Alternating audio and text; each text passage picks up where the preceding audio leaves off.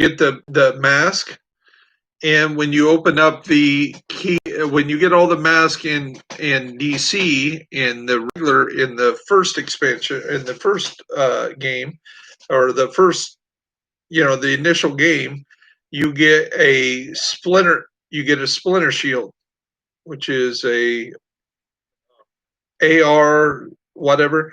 And when you go visit Cassie Mendoza, then each week you will see that she'll sell you a different one. Most of the time that they suck. But if you've never got your splinter shield from your mask, you'll never see that. You'll never see that she's selling one. So, and then when you get this one, like right here, if you get, which I had never opened it with this character. So once you clear the mask on one character, every character can come here. I just now, if you looked at the video, would see that I got a Hunter Killer, which is a vest, which has Perfect Intimidate on it. And now, when I go with this character to Cassie Mendoza, she will have a Hunter Killer every week to sell. But until you get this Hunter Killer, you'll never see it. So there is a productive reason to get all 13 of the masks here in New York, so you can get your Hunter Killer.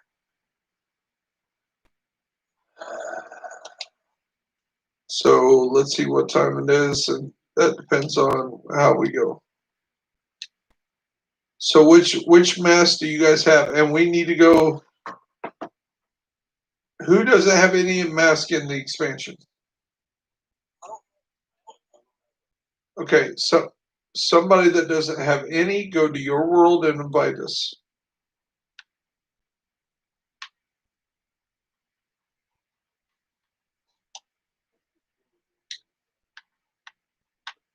Who said they don't have any?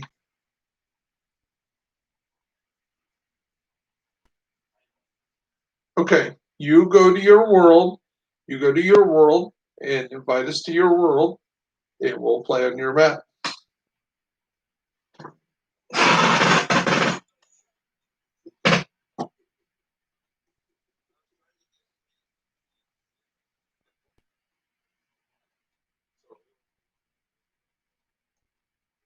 No, you'll still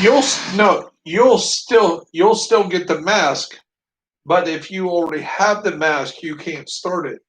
Now, you'll still get the mask and you'll still get credit for doing the mask.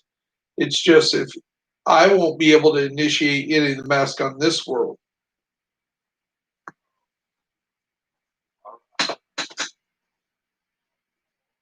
Well, that's fine. Either does he, so it'll work out. Like I say, as long as whoever is leading or whoever's world we're in hasn't got that mask, it'll be okay.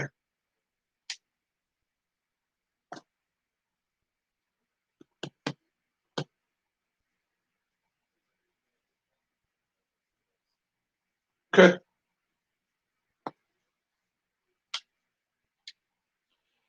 You can go to your party, since you're all in the party. Go invite everyone to the game like that. Hmm.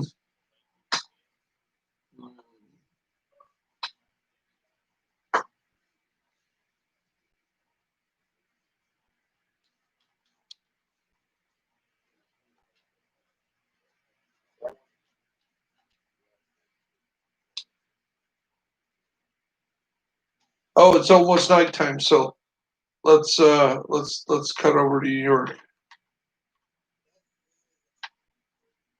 Yes, guys, look, load in. So you got leader? Take us to to DC. Space Administration, please. Just go ahead and do it. We're running out of time.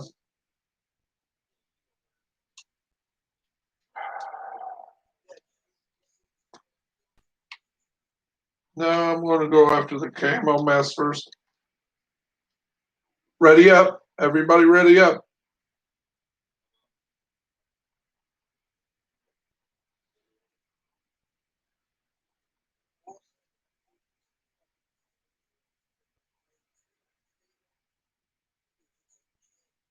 They all do.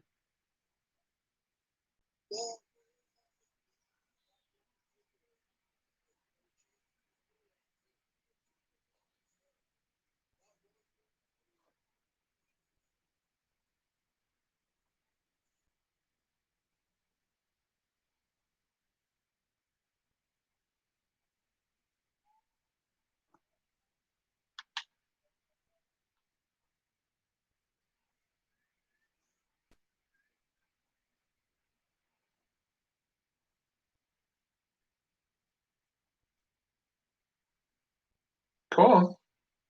Come on. Come on. Follow me. Come on. Hey. Come on.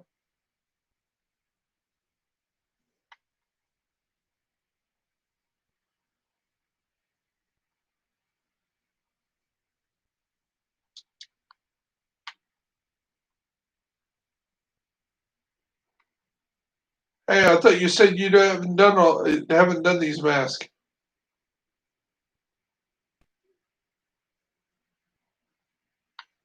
I thought you said you haven't done these masks, and this should be lit up if you've never done these masks.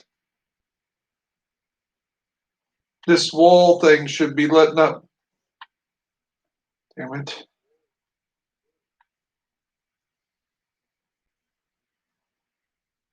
Because you made me team leader, it went to my world. That's why. Damn it. Son of a bitch. It does shit like that. That's why I said just go. You making me team leader, fuck this up.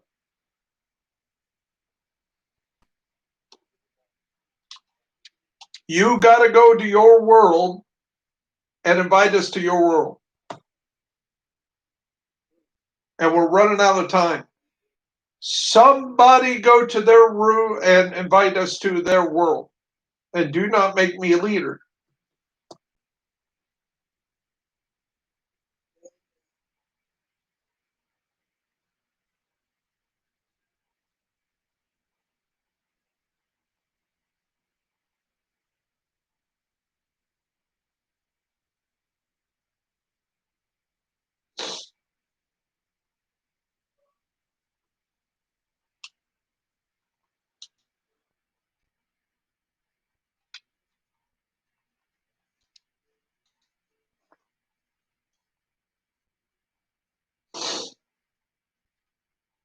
Now, so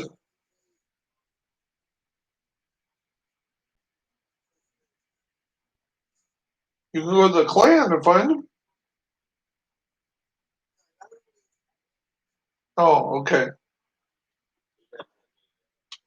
It's okay. Go to air and space.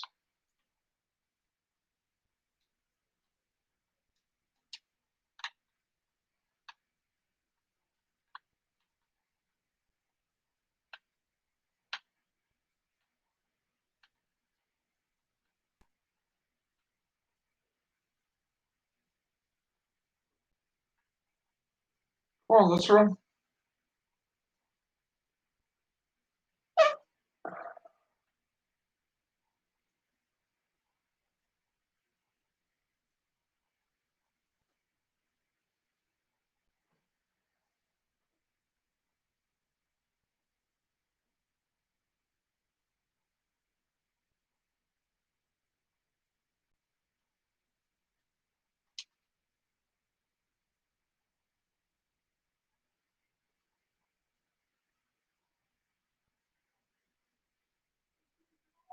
Don't worry about those guys. Get away from those guys.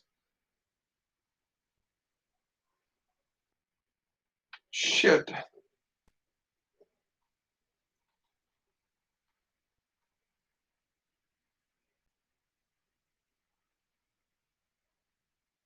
We're gonna have to wait a whole day if we don't get there by midnight.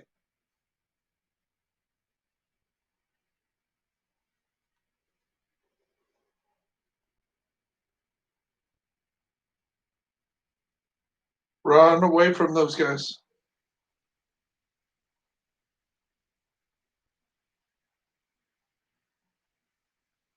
Anybody listening to me?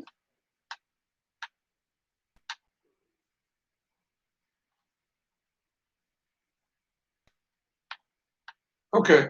Well, you're just going to have to take my word for it. Hit the key. It turns out. So what you need to do now is go to Grand Washington Hotel. If you die, and then revamp. Go yourself to Washington Hotel or the up north, anywhere up north that way. Anybody hear me?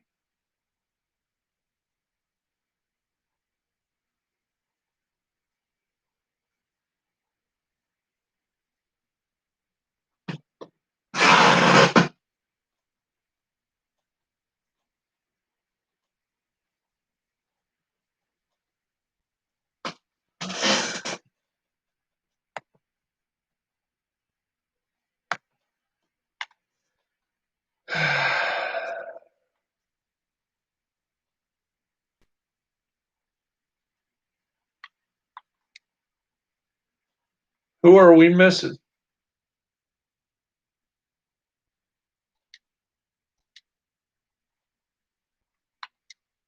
What happened?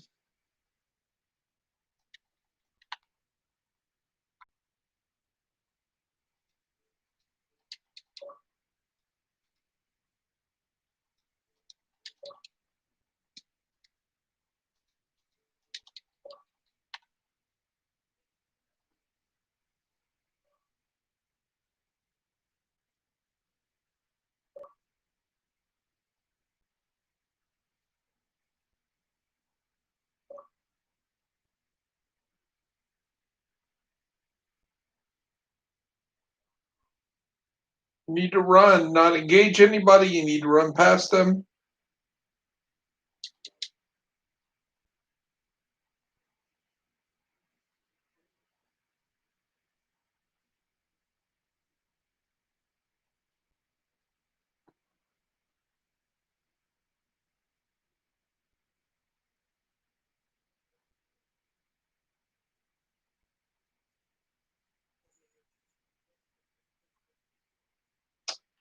Okay, I don't have time to walk you guys through here if we got this. So there's a button up here, you press this button. It'll turn off all the lights. The lights just flickered. So you do not hit any of the lights. I'll get them all. You can follow me, I'll tell you which order to go in. Shoot that shoot that guy. Shoot that guy. You'll need that guy dead. We don't need to fight him and the hunter. So there's the first one. Second one's right here.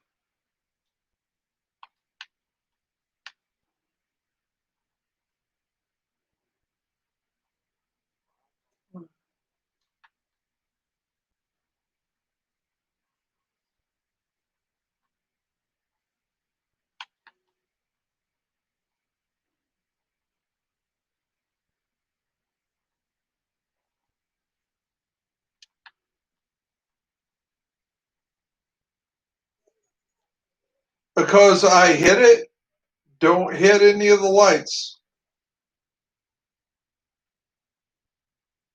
Now, if you come down here, you'll see this last one's flickering. Guys, I need you over here. Do not engage.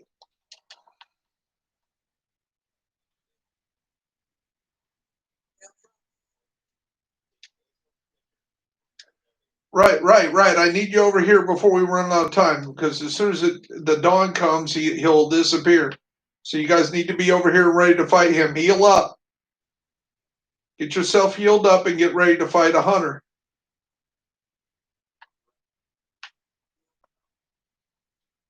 He's going to heal right up there where the button is. Aim at the button. There he is. Shoot him.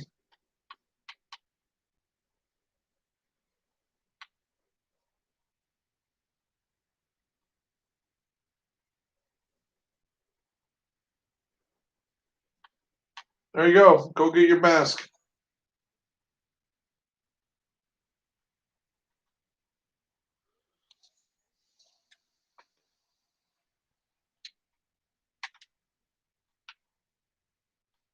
There you go. There's a camo mask. So what you did was we got up here. There's a button up here. After 9 o'clock, 2100 hours for you military people. You can press that button, and then this light right here is going to start flickering. They'll all go off. This will start flickering. You got one, and then right up at the top of the hill, there's two. Then to the right is three. Halfway through that back court is four, and all the way back to the fence is five. And you got to do it in that order. Then you come back here, and this will be flashing. When you do, you engage this one, the sixth one, and he'll spawn right up there where you first hit the start button at the beginning. So now you can take other people through it and get their camo mask, right? That one's an easy one to remember. So this next one is not time sensitive. So what we're going to do is we're going to get 6 lion eyes, and then I'm going to have to call it a night, guys. So we're going to the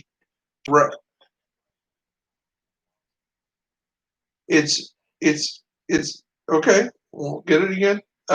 Jurassic Park Gate West. Do not go to the DZ gate, the Jurassic Park outer gate. If not, you'll suck us all in the DZ. And if somebody doesn't hit the button right, then we'll lose the party.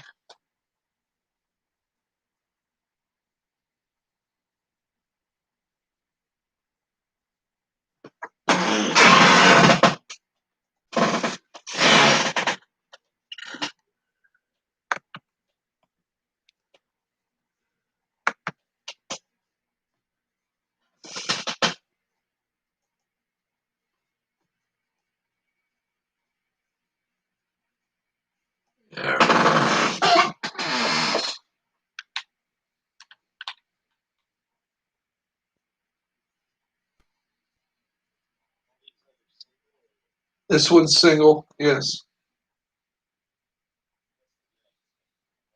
4.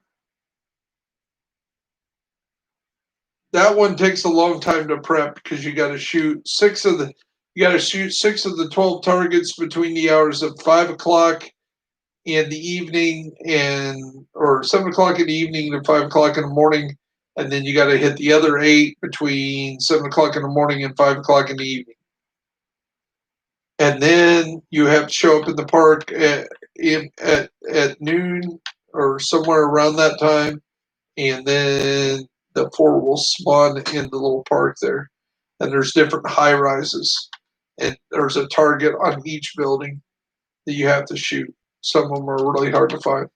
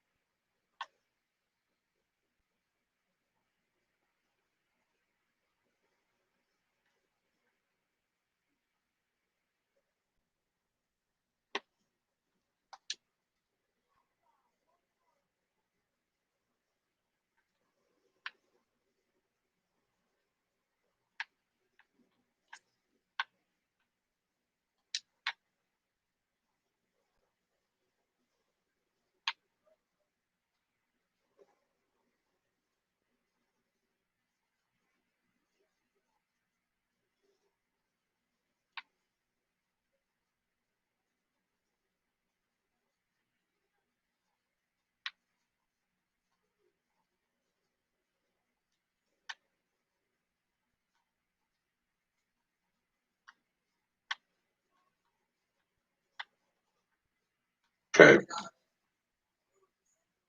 Well, hold on. I wanted them to see it. Come on, guys. Let's do this all together. Everybody come in here so he knows what he does. So In each of these 6 places, and they're all going to be food places, going to be a refrigerator. In this refrigerator, you open this refrigerator, there will be a yellow thing that comes out. It will be a set of lion eyes. Okay? There you go. That's the first one. So now we're going to, hold on. We are going to this one's going to be a snatch and grab. This one's going to be the Riverside gas station. So one of us is going to run in there and just snatch it. Once you snatch it, I don't care if you die, win, it don't matter. Everybody else is going to engage him long enough for somebody to run in there, do the refrigerator thing, and get the eyes. That's it. I don't care if we die in the process as long as somebody snatches his eyes.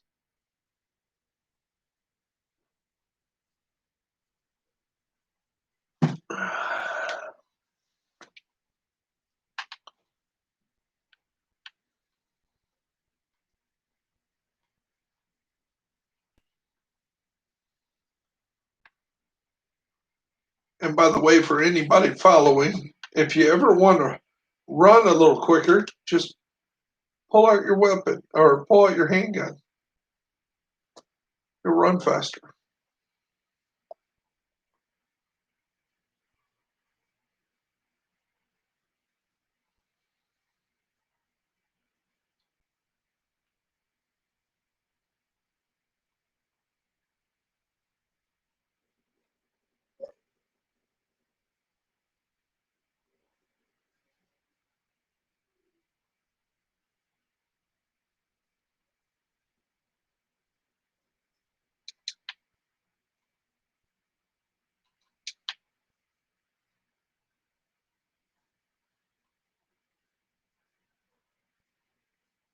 Don't engage those guys. Let's go.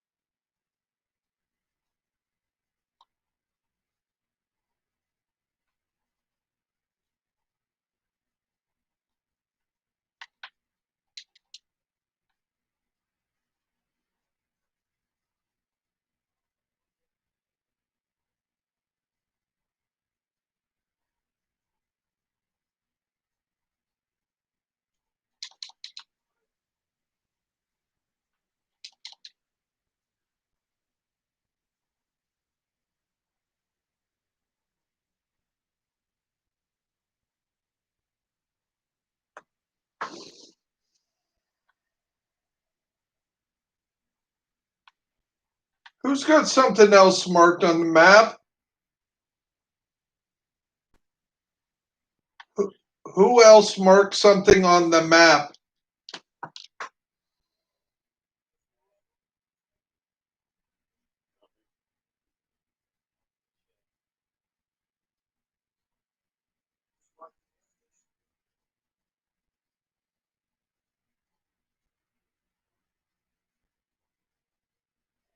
Somebody marked something clear down over in the east end.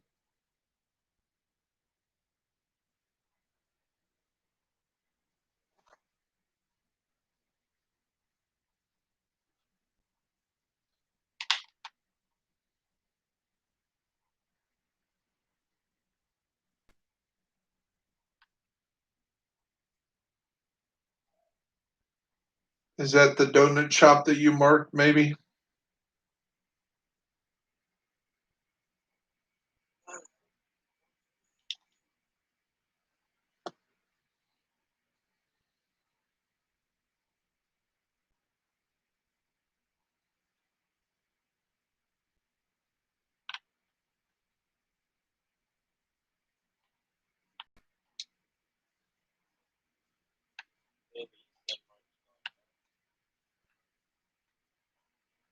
No, it went. It came back. I got it marked right now.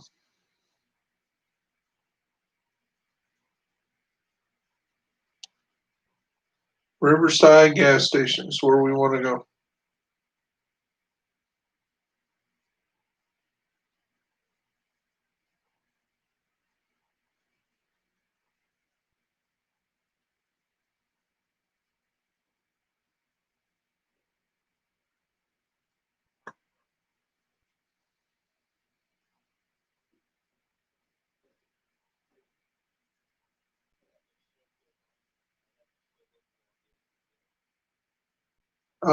You have Perfect Vanguard on?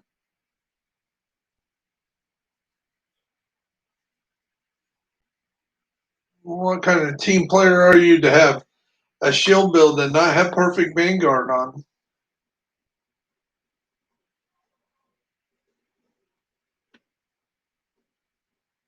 Don't want to share all that with somebody?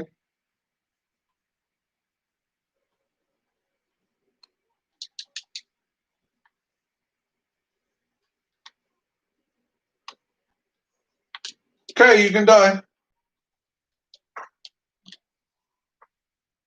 I got him.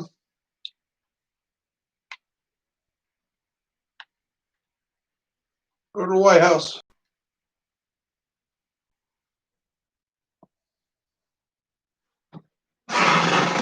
So what you do is you go in there and you snatch and grab those, which we did.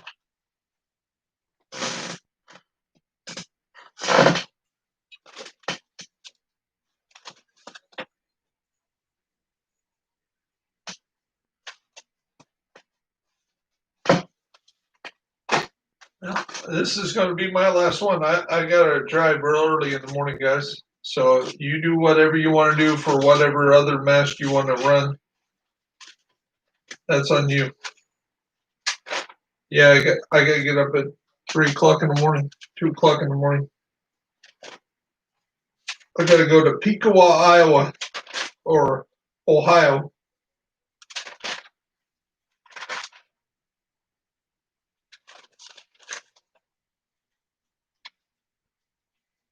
It's 7 o'clock.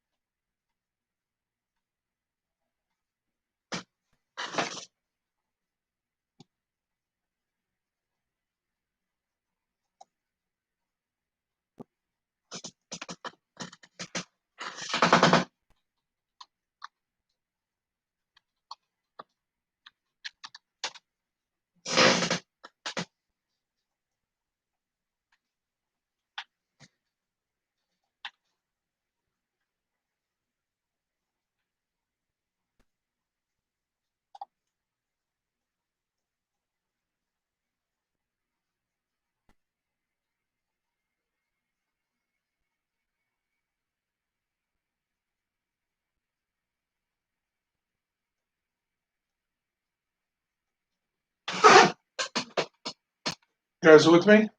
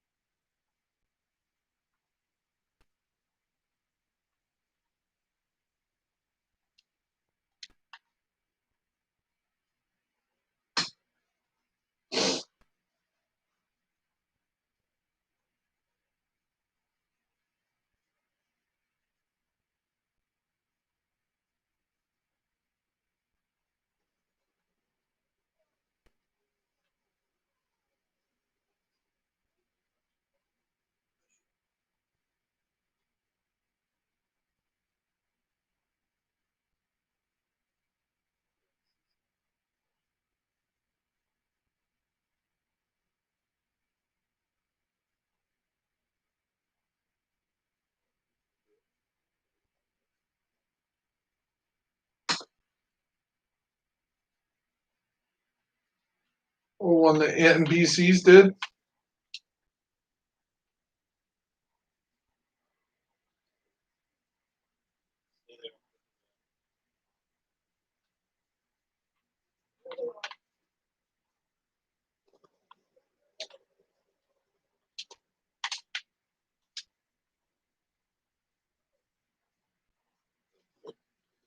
That's why we got to stay together as a group, guys.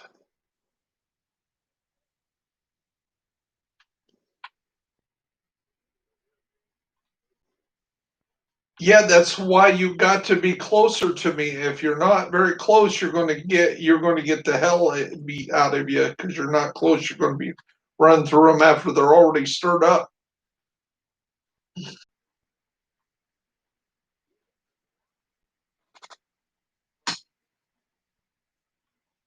So this one is right northwest or northwest and northwest.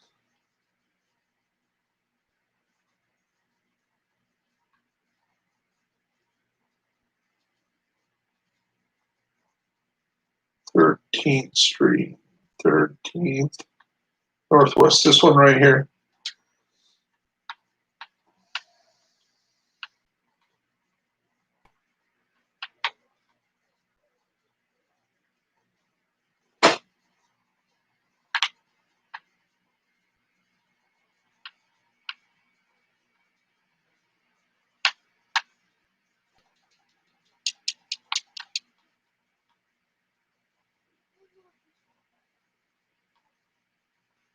What's that?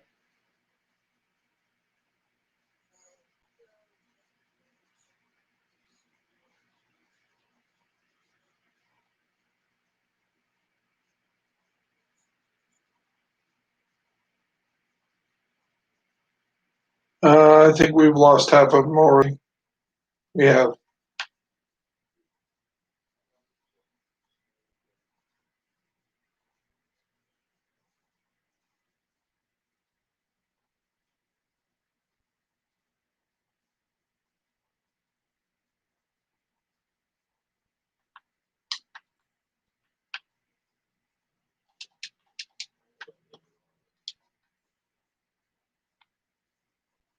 Go ahead and open it.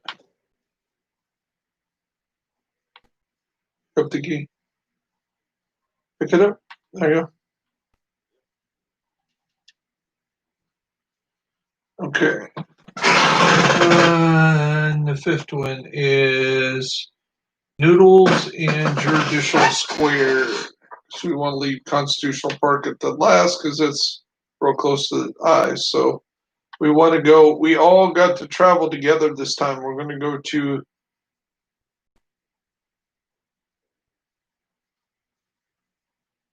You know, what? Hold on. I'll try to figure out if I want to do it that way.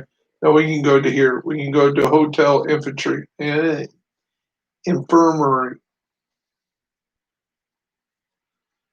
And we can run south from there.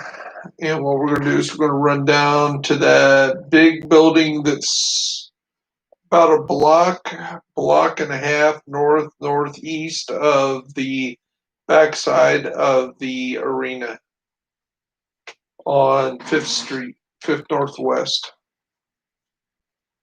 So this building, front chair, right chair, right chair, where the water is.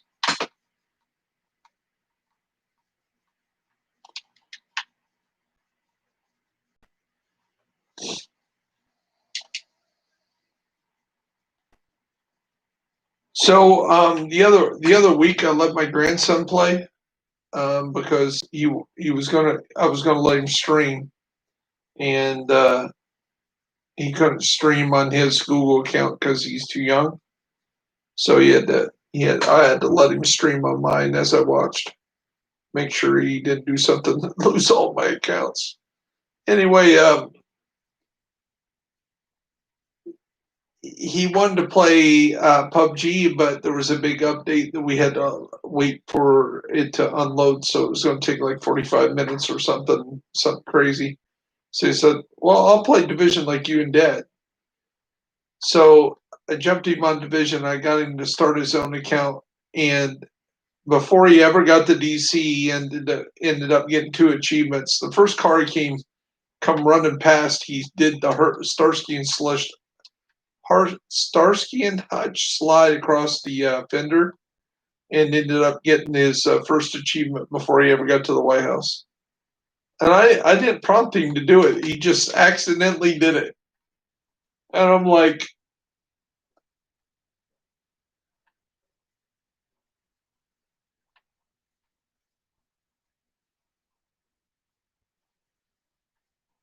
they're in the right direction. Think it faster. Stop, stop. One of you is real close. Go back the other way. To the water. Turn around, turn around.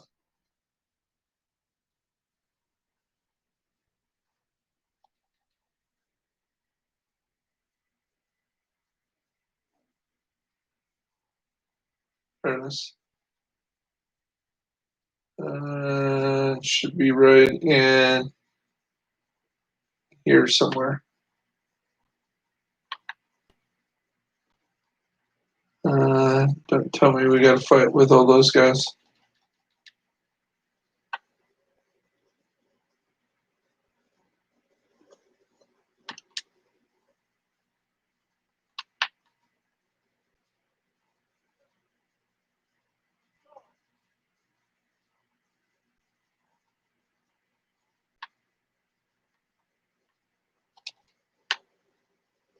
We're looking for the noodles bar. Oh, it's right here across the street. We're right beside it.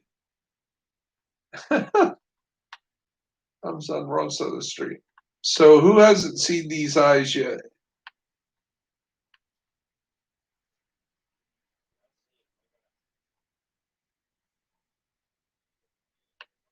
They're there.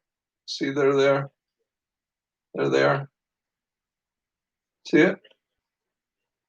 Nope. Nope. Anybody can pick them up. So now we're going to go to Constitutional Hall. So we're going to head to the safe house, the archive, and Constitutional Hall. We have one last one there. And that's pretty much going to be at the start of the whole event, too.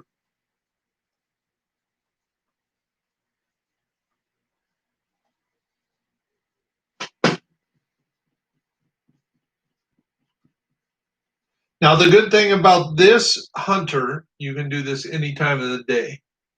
So that's why I kind of picked it as the last one to do, because we're not in any time constraints. If we goof it up, we don't have to wait forever for another one to spawn. So we're heading right up.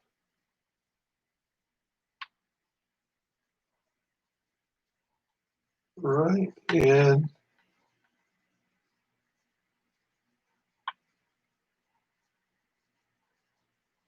think it's right here. Let's see. It's actually good to do these on a regular basis. That way you know where they are by helping other people. Especially being a content creator, I should have already had my mask videos done, because I hate for you guys have to jump on nothing but skills' videos and give him more money. Trader don't even play this game hardly anymore, and never really did play it a lot of hours. He just had a lot of friends that a lot of his exotics, a lot of stuff he got that he shows you off in the game. If you notice, um, he don't have the time to actually go get them himself, which is good. I mean, when you get that big, so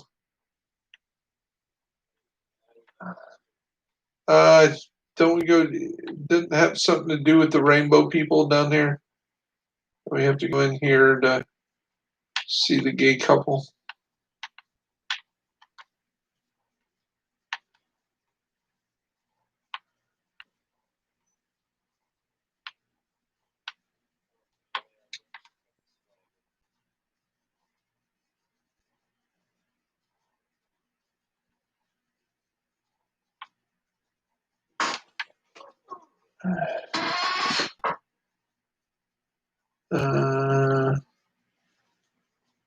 Make sure I'm in the right place. 19th.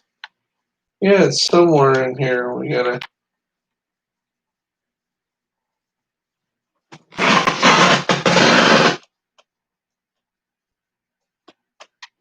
go into Kobe's. Did you find it?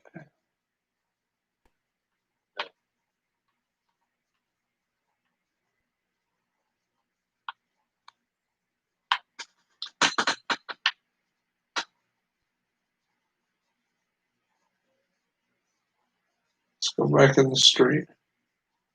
Let's go back in the street and find Kobe's.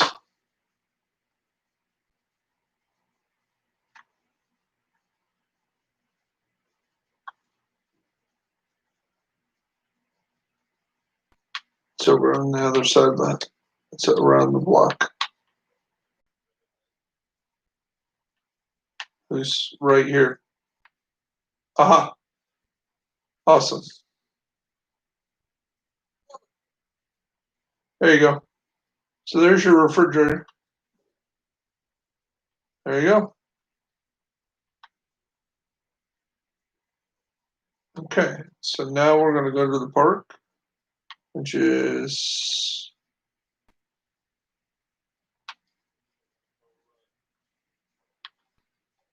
right here.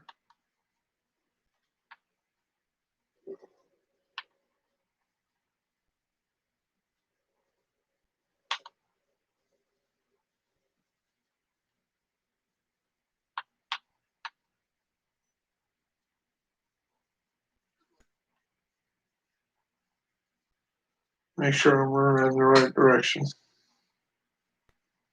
Yes.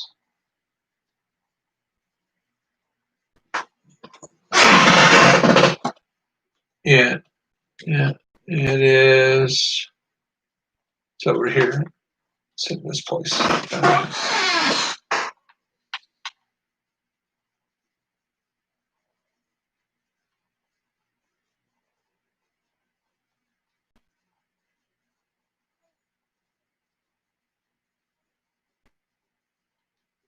You're right.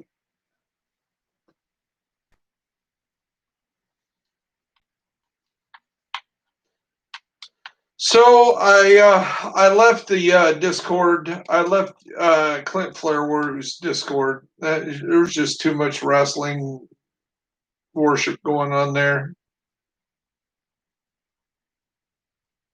The main people talking in there were The Rock, the British Bulldog, Ric Flair, Tony, one of the Hearts, Steve Austin. I'm like, dude.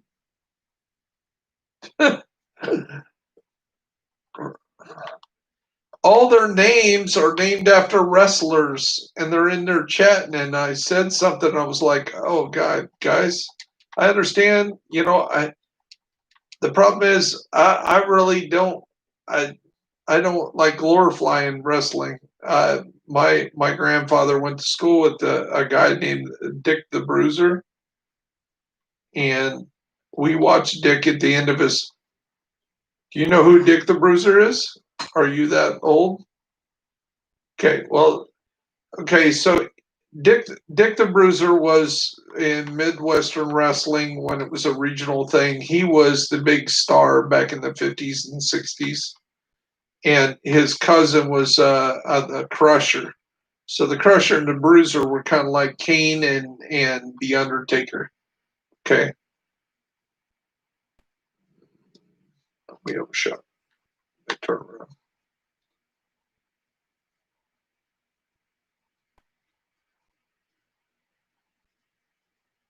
And by the end of his life, you see, they're actually from like just north of Lafayette, where Purdue University is, and a little town called Rensselaer. They all went played football together before World War I or World War II. Okay, so you guys ready? That's it. This is the first one right here. So step on up. Whose world is it? We'll let you do it. Whoever's world we're on. So interact with this statue. Don't quit being stuck. Yes.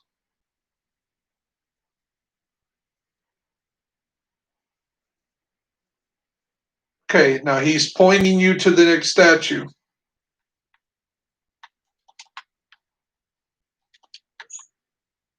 To the next statue. No, the other statue it's pointing to. Yes, they're all the same statue. Being a smartass. And it's going to point you to the next statue.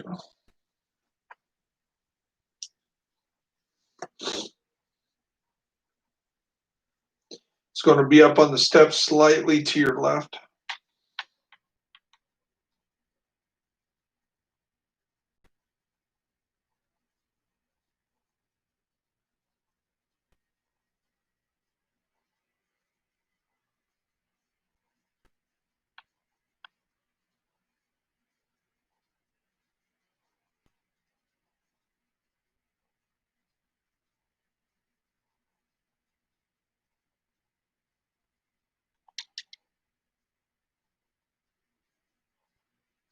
Got to jump up there with this one.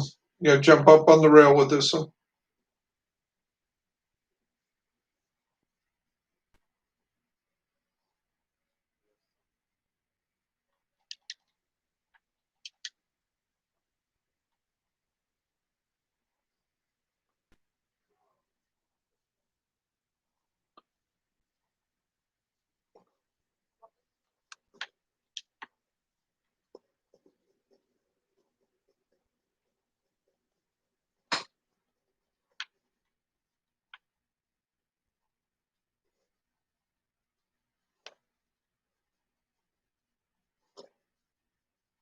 So usually it's a straight line, but here you got to go around everything. So you kind of got to go around all this junk to get on the other side of this wall. So if you get lost anywhere on this manhunt, it'll be right here on this one because you have to get on this side of the wall.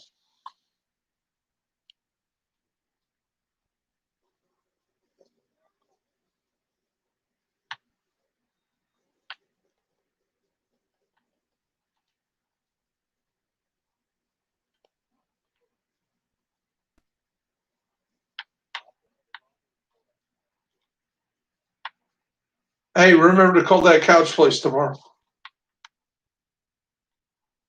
No, that always works. Does.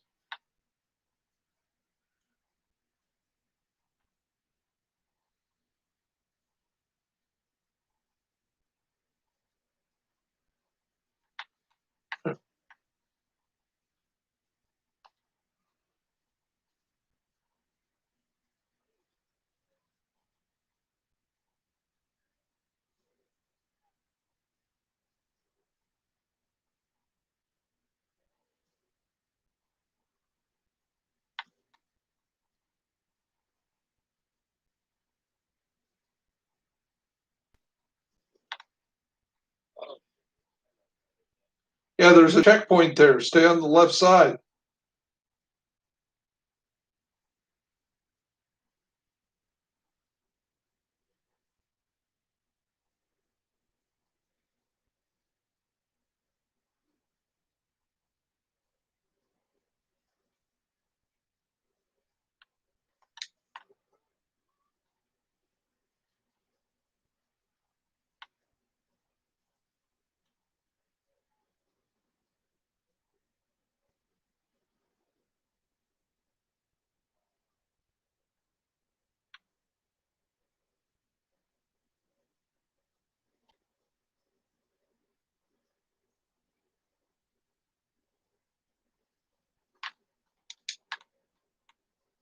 Respawn in. Respawn in.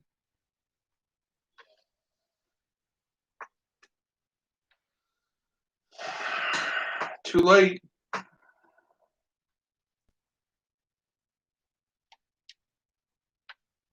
Instead of when you're like that, hold on. When you're like that and you see that everybody's engaged, go ahead and die and respawn and get back into the group before they all die. Just don't sit there and on all fours waiting for somebody to pick you up when there's 40 people and there's only one guy left or two guys left. Yeah. I'm just saying that just some, I was kind of saying out there to some of the other ones that don't know that to know the, go ahead and respawn and not waste each other's time. Because you're sometimes what I've noticed is some people just go down and then they're sitting there, crawling around waiting for something to happen, and there's just, it's not going to happen. When you got 3 or 4 flame guys shooting flames up your ass, you're not going to be able to revive anybody.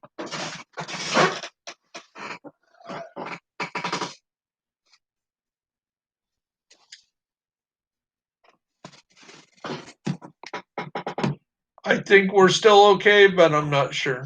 What?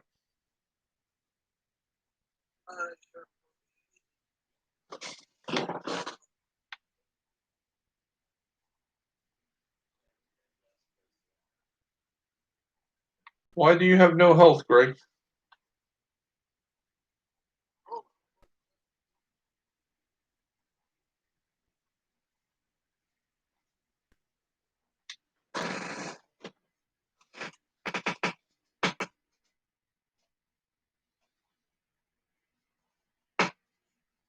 Fast travel on us. Whoever's over there by themselves.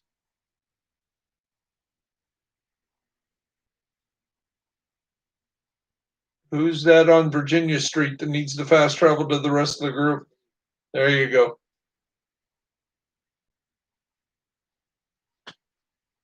Good job. Right here in the park's where you need to be.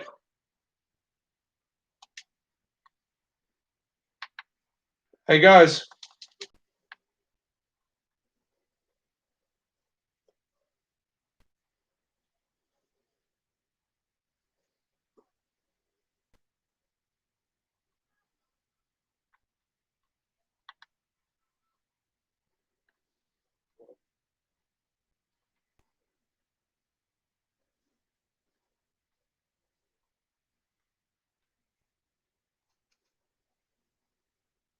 Did you already spawn him?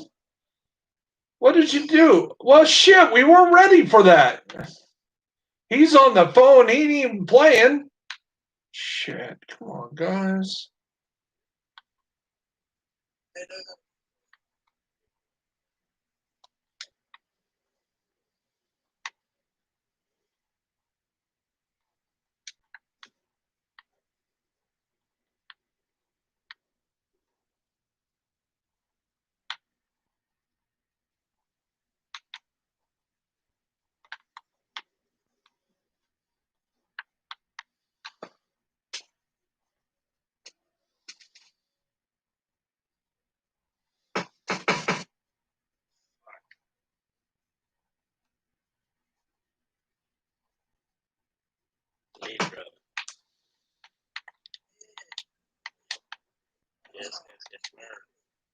Yeah, we weren't even, half of you guys weren't even healed up from the fight. Somebody already spawned him in. You can't do that. Ugh.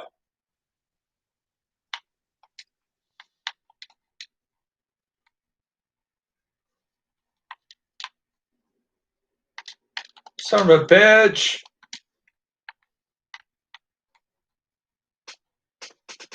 Kill the flame turret. He's over here behind us.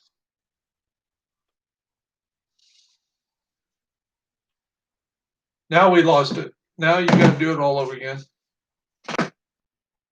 Okay. I got to go down. He won't be here in time. No, not if you quit crawling around and actually die, and maybe you got a chance. That's what I'm saying.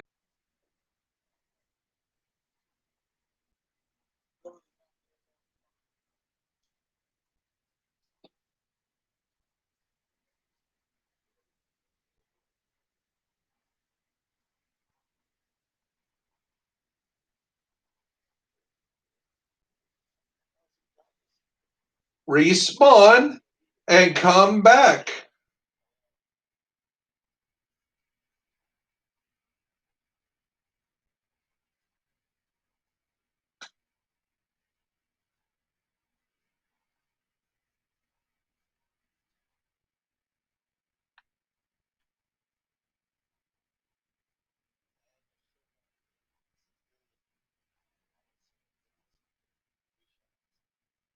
Well, I was not ready for a rogue coming out. We were still fighting in the street, and okay, quit beating a dead horse. You got to be able to. If you don't know what, if you know how it's working, you got to communicate with the team. Hey, I'm going to spawn this guy, or I'm going to remove the next statue. And I would have said, no, don't do that. You're going to spawn him. And I thought I did say he spawns right here.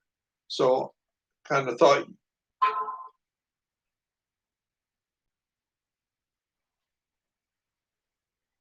I'll go over it better next time. And again, a few times from now, hopefully I'll have all these on a video, and you guys can watch the video before you do it, and you guys know what you're doing when we're helping the next guys. That's why you just don't run around. You just don't run around, start doing stuff without me saying, "Hey, do this, do that." And again, I'm not trying to be bossy, and I do believe he's gone. Okay, you got to wait a day. So there it is. Those are some of the masks. There's a lot of prep on these newer masks, and we'll work on them.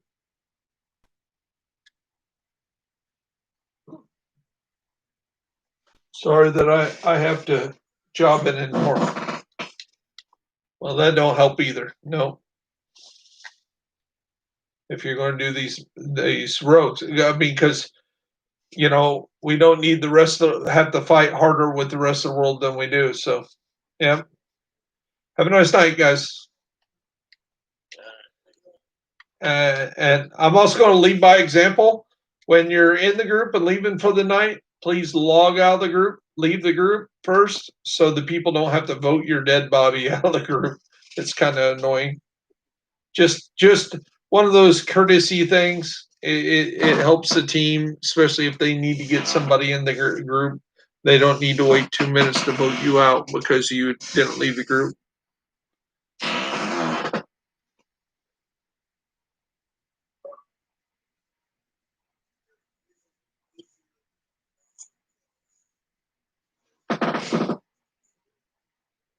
Yeah, this is the only one you can do any time of the day in in the expansion. There's one in New York you can do any time. Actually, I think there's a few. The one where you shoot out the windows, you can do that anytime. Um, if you guys know how to do, I know Payne there needs to do the one where you salute all the graves. He's only got one of the two, and that's the only one he needs in New York. I mean, in DC, if you guys can help him out with that one. I couldn't I couldn't get it to happen. And if you can get, if you want to do the mask, one of the guys in the clan to really get in there to help is Locust Sniper. If you see him on, especially for you guys that's out on the West Coast, when Sniper's on, he really likes doing the mask and he's good at it. Also, one of the guys that I let go because he hadn't been on in almost 2 months is Nar the Shred or something like that. He's really good on the mask too. He's the one that took me through the 4-banger the first time.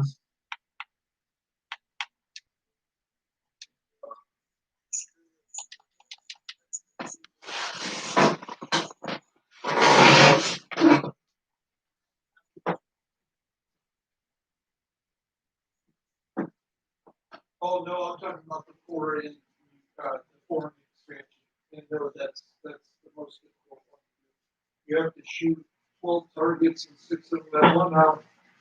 6 of them at one part of the day, 6 of them at another part of the day, and you have to do it consecutive times. So basically, you're spending a whole day, 12 hours shooting targets, and waiting. And as soon as it's done, then you got to use your card, and then you have to get the right order of which high rise you shoot in which order. So you got 1 through 6, and then you got 7 through 12. Is that Longhorn? There he is. He exists. I've been missing you. I've been thinking, man, what did I do? Actually, I've been very concerned because the last time I talked to you, you were going to do a stand up, and that was the same weekend that what's his face the collapsed in Memphis on the stage, and I was like, man, a bunch of comedians have COVID. Uh, yeah, Hensley. Yeah, and then yeah. So okay.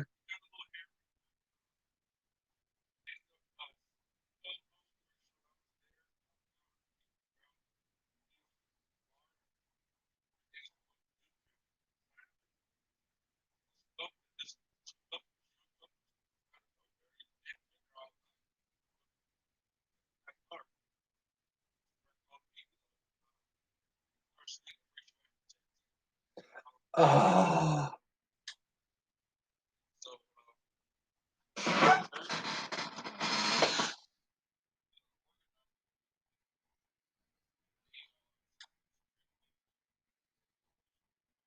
Jesus.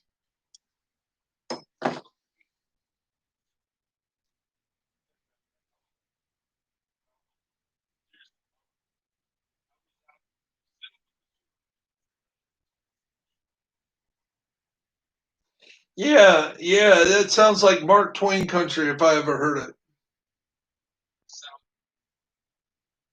Yeah.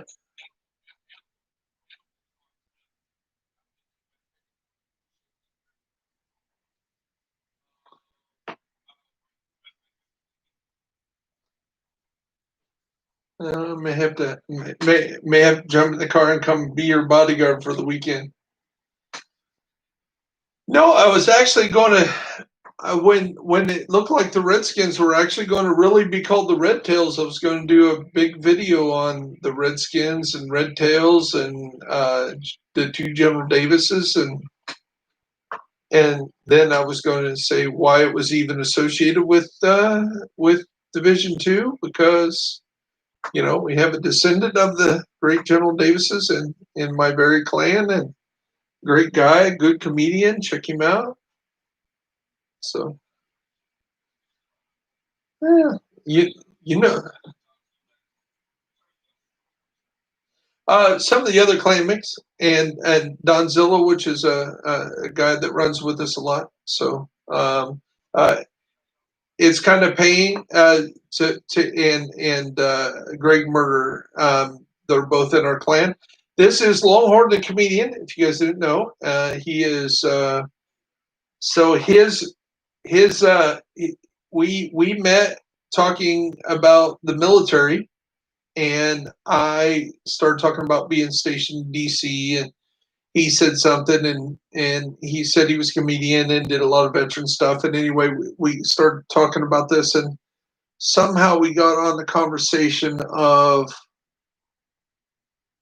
probably his last name, Davis. I think it was Davis. And I said, I met General Davis, and he said he said, oh, my grandpappy. And I was like, dude, you got to be in the U.S. Papa. That's what you said.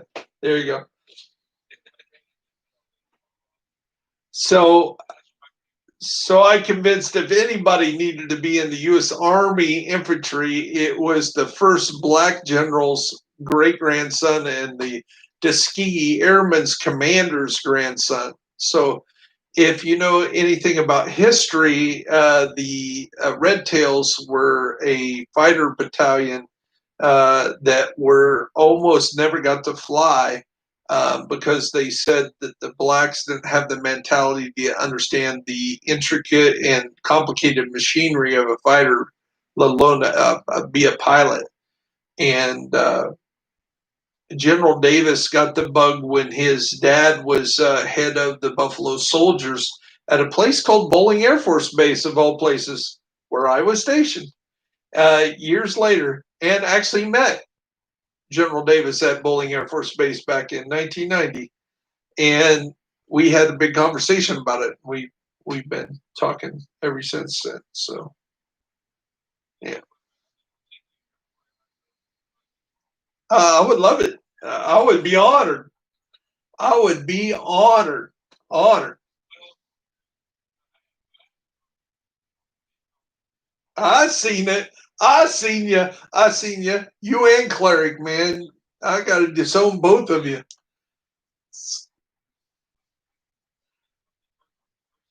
I understand.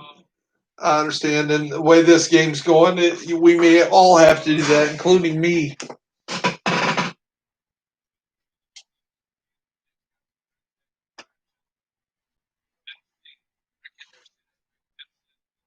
Vincent's, Indiana. Yeah. University.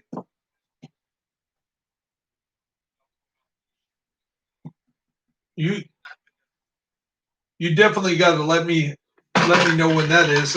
That's still a pretty good track. That's probably 2.5, 3 hours from my house. Yeah, but I'd come that far. Hell, I might even come to St. Louis and watch something. Just let me know.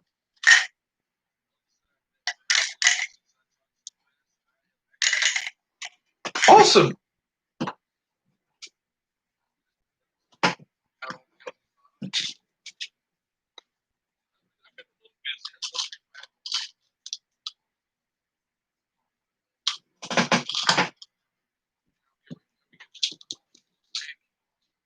Well, when I'm working on doing a homeschool course. I asked my son, I said, hey, when you guys get bored to teach a homeschooling the kids, maybe I can do at least one program where, if nothing else, when you get bored, you can just stick one of my YouTube videos on there and what subject do you want me to teach them?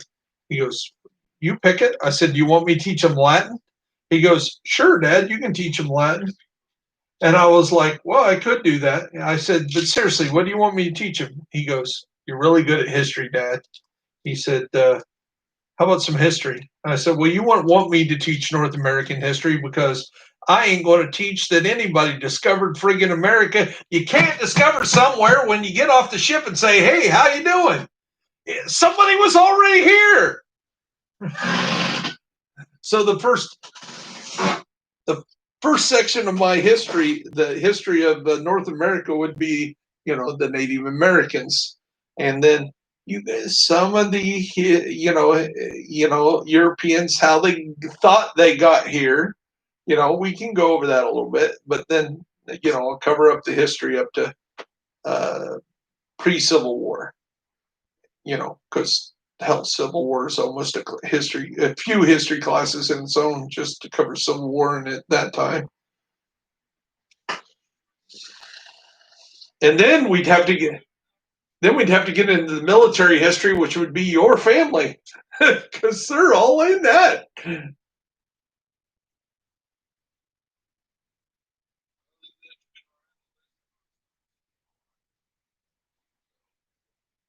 Yeah, yeah. I finally got the CDL passed, and I'm driving. But Terry hasn't talked to me. Now it's been 2 months. She got mad one night and said, I'm not, I'm never texting you again. So I just thought that was the rest of the night. Like, no, she really meant forever. So I finally called her. I said, "Hey, tell me when you want me to come out for church on Sunday," and no reply. So finally, the morning goes past, and I was like, "Well, she's still asleep," because it all depends how bad her fibromyalgia is, and of course, she couldn't go get her pain pills because her doctor was on leave, and with all the as much all the pain and stuff she's on some pretty good Vicodin and all that other stuff. So she's got to, that's all got to be regulated. So they just, it doesn't matter that your prescription ran out. So she was in between not having any pain medicine, and I think she was real irritable, to be honest, because I really didn't do anything for her to be that crazy. And she would go off every night. She'd wait till I got home and say, "Hey, what you doing tonight, baby? Hey, I'm back home." Blah blah blah. I get nothing from her, and then I'd start playing the game, and then she would just text me 1,000 texts. It's like she knew I was on the game, and then she would use that as an excuse. Well, I can't get a hold of you, and now I'm mad. And so she said she was never texting me again. So finally, I called her, and she answered. I said, "Hey, I said, when did you want me out? I figured you were still asleep and you weren't feeling good." She goes, "Nope. I told you I was never texting you again." Okay, so my pride, I just said, "Okay, okay, have fun." Hung up, but we didn't talk to each other for a month, and of course we can't see each other at church because her family and my family's the smart ones not going to church. At this point, we're not going to kill somebody because of COVID.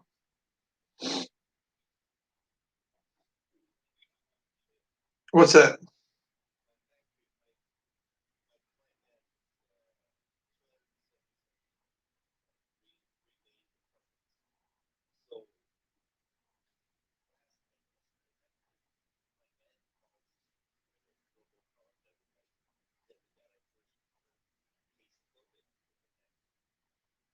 Hmm.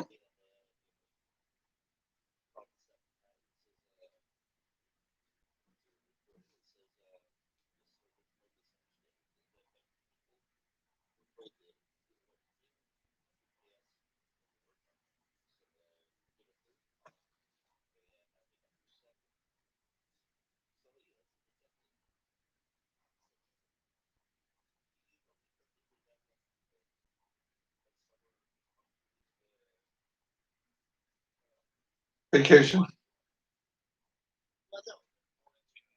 the 14-day quarantine.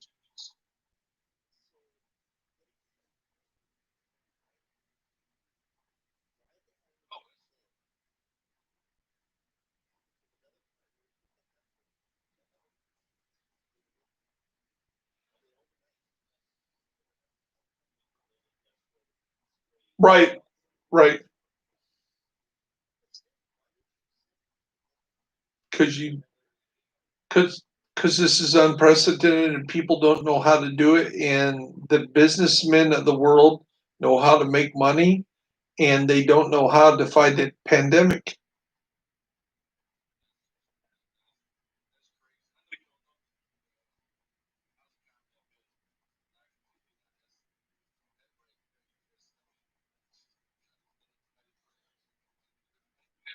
And that's why it's doing. My elder at church keeps saying, "Well, it's only the death rate's only 2%." I said, Herb, you're 89. You're 89 years old. You got 1,000 things wrong with you.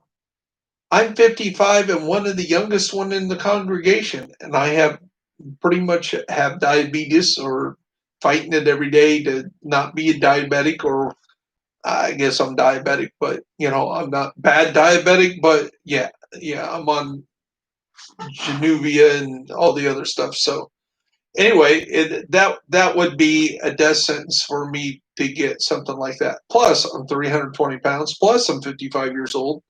Terry's got RA and fibromyalgia and everything else. The Stovers are in their 80s. Uh, your other elder is actually basically they sent him home with colon cancer for the second time, and basically said they're not going to do nothing about it. They're just going to let him fight it till he dies. So you want him to get COVID, and you guys are having church? That's irresponsible. I told an elder that. Told him he's being irresponsible just so he can pay the bills. I said, you give me the electrical bill this month, I'll pay the electrical bill. But no, I'm not coming there, and I'm not dropping off a check, and I'm not doing this. I said, there, I preach for nothing. There's everything else is paid off. You know, we don't have a lot of bills, so we shouldn't be spending stuff, and we definitely don't, we can't afford to have some industrial person come in there and clean the church from head to toe because 4 or 5 people ended up being affected. And that's what's going to happen if you have an outbreak at the church. Just do it online, and like we have been doing, and leave it that. Well, they didn't listen to me. Well, the third elder, he sided with me. Terry's mom and dad, which are deacon, her dad's a deacon, he sided with me, and we've not been back to church. There's about a third of us that's not been back to church that thinks it's irresponsible. I said, for one, it's not because of my health I'm worried about. I'm not fearful of me. I could care less. If I die tomorrow, I'm okay. You know, uh, I don't have the love of my life. I don't have the love of my life with me, and probably won't. I'm not suicidal, but I'm not afraid to meet my maker at this point in my life, and nor do I want to. If tomorrow it's over, okay, cool. There's a lot of a lot of bad things that I don't have to endure now.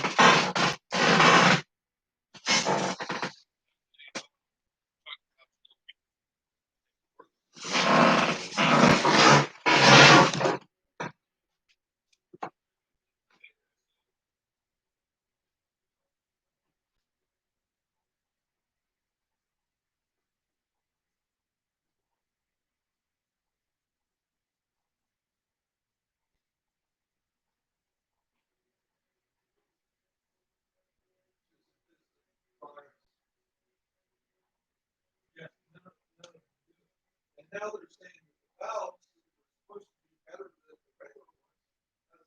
They're not good. And they never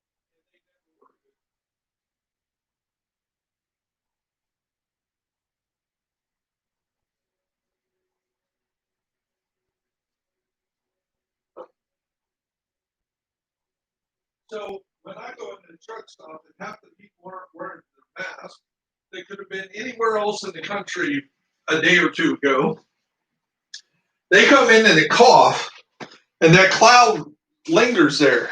Now, if I walk through it and it gets into my eyes, it doesn't matter. I'm wearing a mask. And I had to explain this to the employees because they were like, well, we don't mind not enforcing it because it doesn't matter.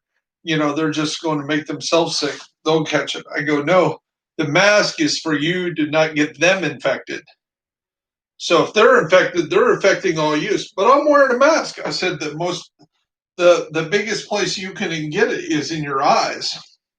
So actually, I have right here. This is a heavy. Put it this way: if you punch me in this mask, it's a camouflage black and green skull mask, but it's got eyelets in it. The problem is I tried to wear it over my regular mask, so to give me the right protection. So now that I would have a full face protection, so even if anybody coughed in my way, plus it looks cool. It would be, it goes good with my hazardous bag, and it looks kind of like a hunter's mask, but it's kind of cool. I'll post a picture on Discord here within next day or two of my new mask. No, it looks like a skull mask. It's kind of like wearing a hunter mask is almost what it's like. It's like one of these hunter masks that we were just looking for in the game. So mine just came in today, but it's a full face mask. It's for what it's for is it's for when people are driving a motorcycle and they just have a brain bucket on. It's for like protecting yourselves against like running into a wasp or something like that. Smacking your face at 60 mile an hour. That's what it's actually for. That's what they made it for, like and extreme weather and snow and stuff like that. But it's survival equipment, and I thought it looked cool. It is more a cool thing. I thought, well, now that I ordered one of those, that would be protective against thing. But I just it was amazing how much people don't know how it's transmitted and seem to almost care less. But we had my day today was pretty long. I started off at 3 o'clock in the morning because I was supposed to run up to Kingsbury, which is um, just south of South Bend, and it's a big steel factory. Um, and there was a delivery Saturday, but there was nobody there to take the delivery. And he was like, "Why don't you? Yeah, well, why is there nobody here?" So he said, "I'm dropping the trailer. I'm going to come back Monday." So I was supposed to be the one taking the next load up Monday morning, or like 4 or 5 o'clock in the morning. I was like, "So you're telling me there's already a trailer there that needs unloaded? Now I'm going to have to take a trailer up there." And he goes, "No, I'll tell you what. I'll take your load. You take my load. You go down to Indy. I'll do this. I've already dropped the other trailer there. I'll take the second trailer there. I'll pick up the empty, and then what you'll have to do is take my empty that's going over to get repaired in Plymouth, drop it off, come and get that second trailer." I said, "I can do that." Well, he got up there today and found out why it wasn't open Saturday. And they said, "We're only unloading one of those trailers. We're not. I don't have enough manning. Half our manning is gone today because they don't want to come in." Because we had 3 positive cases Friday, and Saturday they were scrubbing the plant. And of course, it was so they were like, "Oh," I said, "Yeah, Roger, stay away from me. I don't want your cooties." So I ended up not doing that. I ended up running from Indy, and of course, there's a bunch of construction down there, and then I had to wait for 7 o'clock for them to get in, and then I had to run all the way up to the lake, right on the lake next to the big Carnegie Steel place. There's another steel mill that does the pre-coat for the metal that goes on roofing and stuff like that. And I had to do a triple swap, pull one trailer out of the dock, put another trailer back in the dock, put that trailer somewhere else, take that trailer, move it somewhere else, and then take the third trailer that I first moved, hook up to it, and leave. So I had to, because they were in the wrong places. The one that was in the dock was supposed to be out in the yard, and the one that was in the yard I had to take, and the one I was bringing in was supposed to be in the dock. So I had to get the one out of the dock. Then I had to, move the one that was empty because that's where the one that I had to get out of the dock had to go. And yeah, it was. By the time I get back, I had like a half hour left on my 14 hours before I totally was done with the day. So I had to drive an hour home, and now I got to get in bed, and then I got to go to Piqua, Iowa, Ohio in the morning real early. So I got to be hitting the hay. But I definitely seen you on, and I definitely wanted to make sure you were okay. And when you get on here, we'll do what we've been doing. We'll get you your hunter mask and stuff. We'll get you.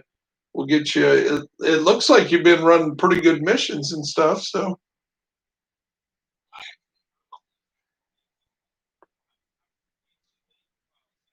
I've seen you on a few times, and then I'll send you a message, and I get nothing from you, and I was like, "Man, is he mad at me?"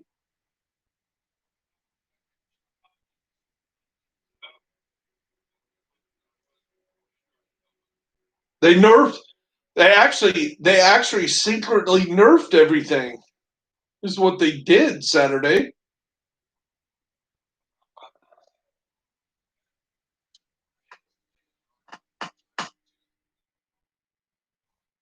Okay.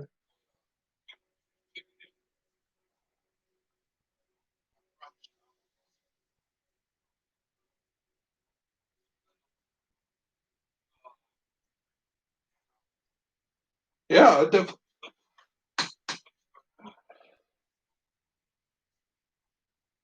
Yeah, definitely true.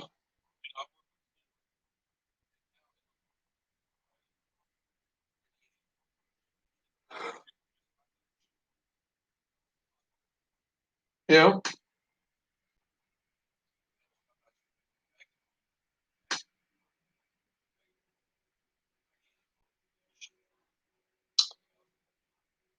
Yeah, but we deal with paper. We deal with paper. We deal with the cores that wrap paper, plastic, and steel on, and that is all. The day that those shut down is the day that the country literally is shut down because you shut down paper, plastic, and steel. You have nothing. Nobody has nothing to work with at that point. You're not making can. You're not making cans. You're not making toilet paper. You're not making anything else. And that's all our customers. All our customers are stuff we roll great big rolls of raw product, paper, plastic, and things. So we're a critical. We'll be one of the last ones to ever shut down. So the only way we're future niche future niche was TU10. It's a real good set. Um, Uh, you can watch one of my videos called uh, Medic Build. It has Ed Byers Jr., Medal Honor winner on the front, and the medic symbol. And what it is not only is it real great medical healer build, it also gives the whole team a buff for weapon and skill damage. So it gives them 15 or 25% skill weapon damage as long as you're fully healed and the other person that is getting your buff is fully healed. As long as you keep them fully healed, you're giving them 15 or 25% more weapon damage and skill damage. So yeah, it's a must-have in the new raids. It's one of the things that came out with the new raid with the Iron Horse raid.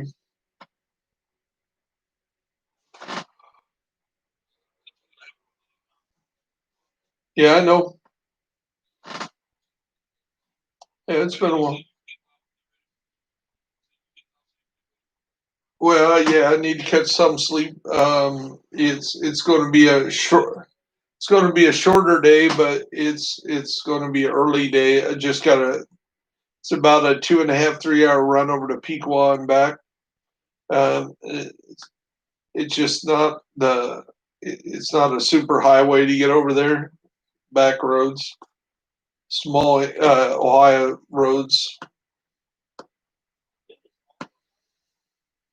No, no, US 30. Once they improved it, US 30 is awesome. When we have our one overnight just south of Pittsburgh, I run 30 over to the toll road and take the toll road up around Pittsburgh and take it down to right there where the toll road meets up with 70, and there's an industrial complex just south of there, and that's where we make our delivery. And it's our only overnight run. We used to have one out to Iowa, but uh, they started putting stuff on pallets, so they didn't because everything used to be on racks. So we'd send racks out full, and then we'd have to bring the racks back empty. Um, Once they start putting on pallets, then they can put it on an over the road driver. They can send somebody out there over the road to come into our plant, pick it up, and once they get out there, then they can give them any other job to get them anywhere else in the world that they need that truck to go. They don't have to worry about getting us all the way back. But I used to do all the Iowa runs, and I left the other two to fight over the Pittsburgh runs because there's only three of us that have sleepers. So us three have to do all the long runs.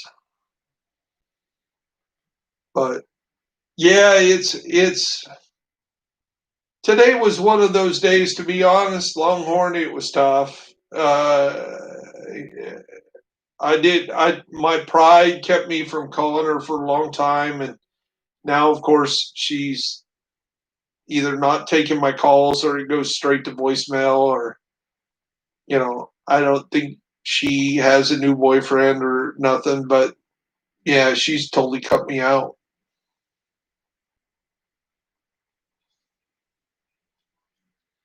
Well, the cool thing is, in the 11 years we were together, I wouldn't have been like I am now 11 years ago before I met her.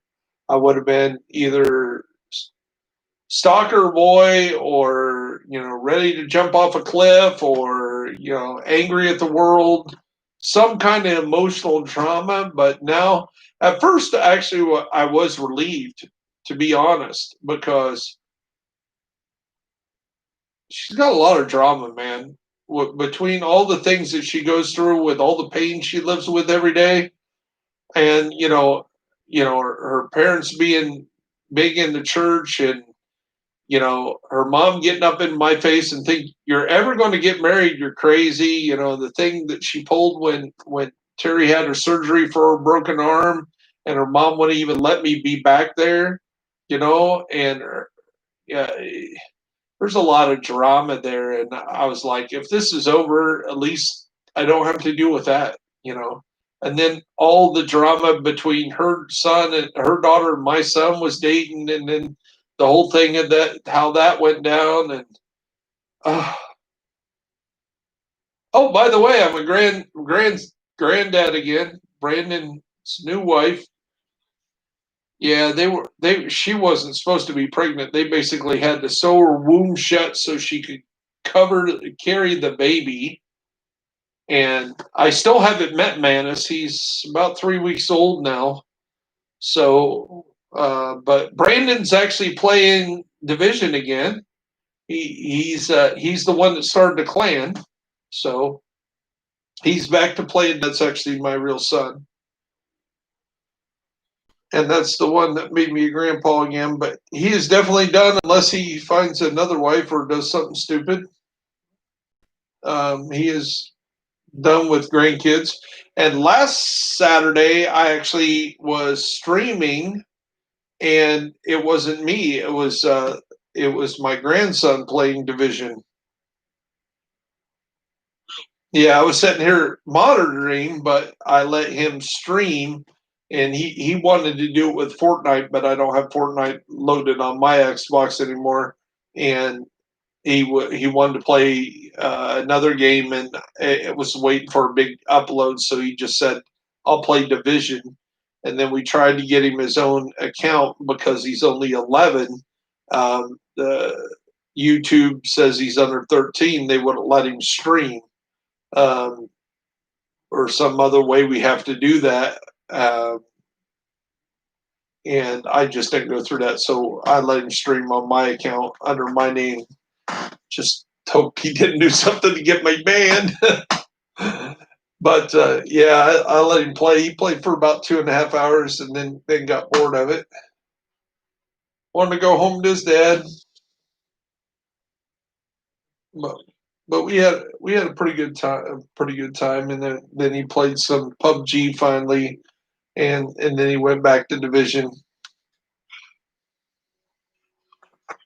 So yeah, I'll get off of here, but yeah, we'll definitely, and we're trying to get the clan. We got a Discord now, if you didn't know that, so we can get on Discord, and even if I'm like out in the truck and stuck in the dock, I can answer questions or point you guys in different directions. I can put videos on there. We can, you can even put your promos for your concerts on there. You know, so just let me know when if you've ever used Discord. It's got little chat things, and if there's not a room there, then we can make one. Extracurricular activities or whatever. And if you want to talk about yourself, that's great. If you don't, that's cool too. But that'd be a neat thing. Like I put a picture of the boys when they were 2 and 3 years old back in. In fact, it was about a month after I met your dad, and the boys are your granddad, and the boys are at a fountain that's just, you can see the White House a block away behind them. So they're in front of like the Red Cross building where the DCD is.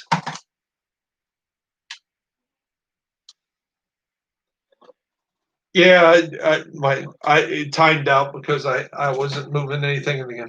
Yeah, yeah, it timed out. I had to hit the button again. And, if you don't move the controller. So it's a picture of the boys when they were real young on Discord. Um, and the first time Aiden was playing my grandson, I said, "Stop!" I said, "See this picture right here? Look where you are on the TV." He says, "It looks almost the same." I said, "Yeah, that's your dad when he was 2 years old in that same exact spot where your character's standing." That's so cool. So then he goes running over to a car and slides across the thing and whoop, Xbox achievement.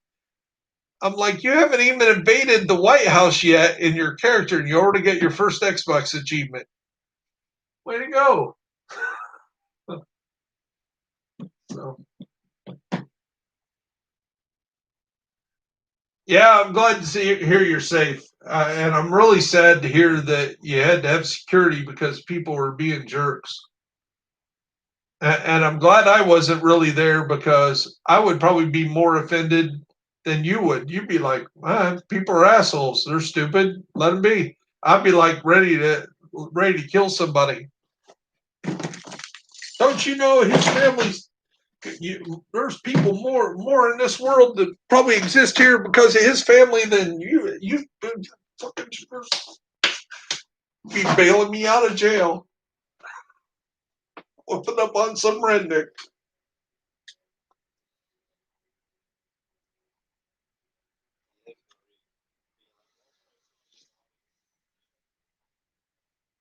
Well, it sounded like he said they did. Did we lose you? He might have did the same thing. He might have did the same thing.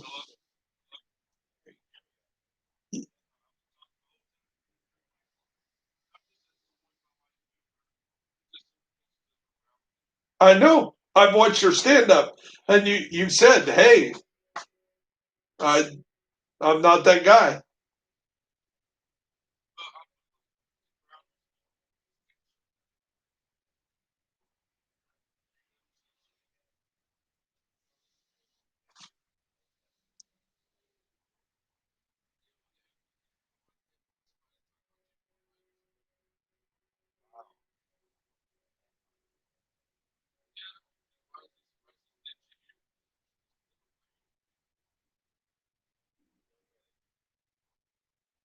Wow. See, I understand the whole thing when people say all lives matter, and I say, but I understand. Don't take away somebody's movement. When they're doing Black Lives Matter, it's because there's people out there that you and I will never know what it is to think that the cop that's pulling you over could be out there to kill you because of your race, or even to have that thought come in your head. I said, I'm not a black man. So even though for probably 52 years of my life, I never believed that anything about white privilege. But now that in the last 6 months, that I understand what that actually entails, a lot of times when you have a privilege, it's something you don't even know you have. And even though I've been told that there's quotas, I know for this. I know there's times. I know this for a fact when I applied to go to the Air Force Academy, and they were like, "Oh, Tracy Byers, we'll take you." And I was like, "Okay, fill out this form. Is any of this incorrect?" Well, I'm not a female. Wait a minute. If you're not a female, you need a better SAT score. Wait a minute. I thought this was why should it be any different now that I'm a male? Because we got too many males. We don't have enough females. We would take a lesser female into the academy than we would a higher male. And I'm like, that's not right. So there's a quota system. There's a quota system. Well, no. Well, yeah. There is. Just a minute. Okay, I'll go retake my SAT score, and then I did, and then I found out how political it was, and I was like, do I really want to go to the prep school, which may or may not get me into the academy? And then if for whatever reason I don't make it, then I can't use any other educational benefits in my whole career. I could be 5 years close to retirement, just get my officership some other way. And I never did. So I got married instead, worried about my family.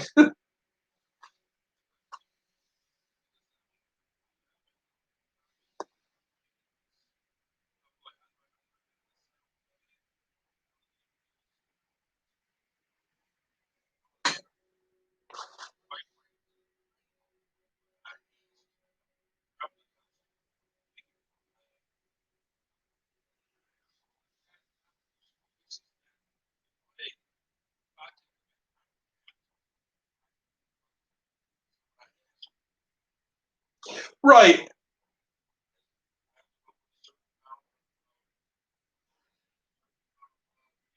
And,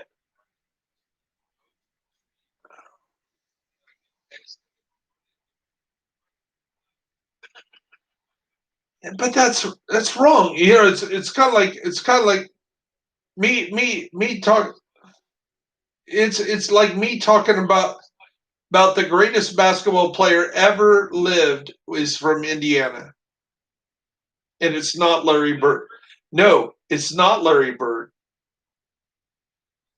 This man, no, this man had a triple double every game he ever played in professional basketball. But they didn't.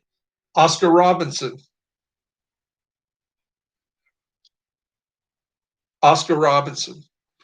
Now, when he went to, if you ever watched the movie Hoosiers, which is a fictional movie, when they play the all black team that they beat, that's Christmas Addicts.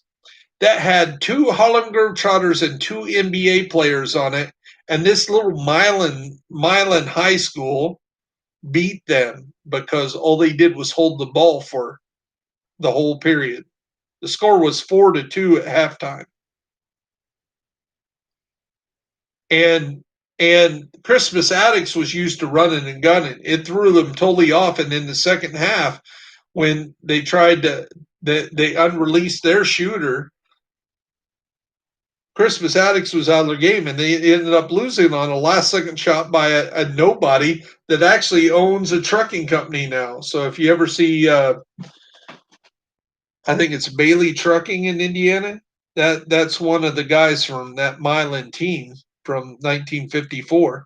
Well, they won the state championship, or they were in the finals like the year before, and they didn't even have their own gym. They played, their home arena was Butler University, because people would come to see this great team, but they were black.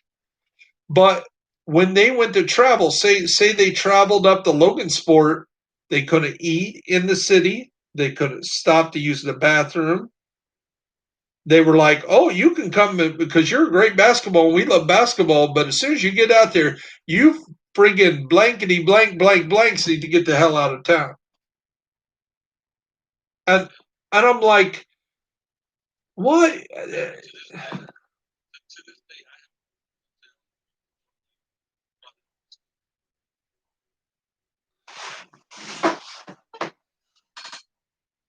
Well, you know, so so so my dad in the early '80s was big into chess, and his chess mentor was a candidate master, and his name is Bernie Parham. And Bernie's black, and he plays a very aggressive opening, and you know he's taught his students that, and he teaches a thing called matrix chess. Anyway, they're up in South Bend in I think it was January of 1979. And if you remember some of the winters back then, if you remember those, they were pretty good blizzards back in 77, 79, 80, 81, or some really bad blizzards. Well, they got caught in a blizzard. They got caught in a blizzard there in '79 up by South Bend, lake effect snow, and I mean like 8, 10 foot high drifts. And Dad knows how to drive through there, but when other people are already stuck in the middle of the road, you can't plow through that. So they pull into this warehouse and there's nobody there. And Dad goes, "We'll just break in. At least we'll be warm." And Parham looked at him like, "Are you crazy?" And he was like, "They'll understand." He said, "Well, you might get away with it, but I'm going to get shot." And Dad looked at him like, "What are you?" He was like, you need to look at my skin color." And Dad never thought about that. Never thought that. He was like, "But I'm the one breaking in, and it's just to survive." And he's like, "You don't understand." And Parham's wife or girlfriend or whatever it was white. So he said, "That's really going to go over." And Dad's like, "This is '80s." And he's like, "You have no clue, Mr. Byers. I'm glad you're the way you are, but you have no clue. The world doesn't exist as well as you think it does." And like I say, I remember growing up, I didn't notice it as much, but when I was in the military and I had my kids in the military and I would come home and I would hear my mom's brothers say something, they would be like, "Why is Tracy leaving?" And Mom would have to tell him, "You're saying a racial joke," and he won't allow that around his kids because his kids are around people that don't act like that, and he don't want to teach his kids anything like that. "Well, I didn't mean nothing by it." It don't matter.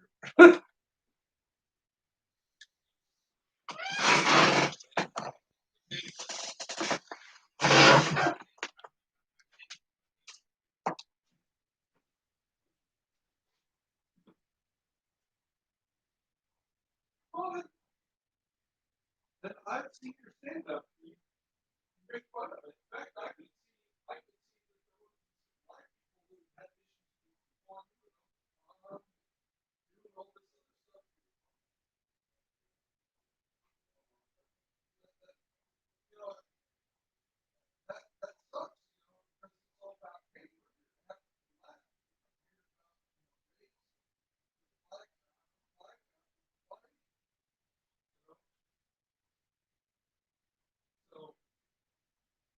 Black, black, black, So, and if I was your opening act, I would say, okay, there's going to be a colored comedian here for a few seconds, and I'm going to introduce a black man that's very funny. And they're going to kind of look at me, and I'm like, "Yeah, I'm colored because I get mad with red with anger and green with envy. I'm the one that's colored. He just happens to be black."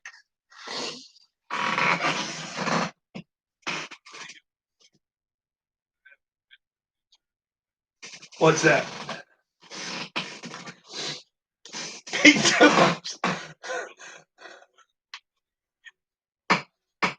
Is it?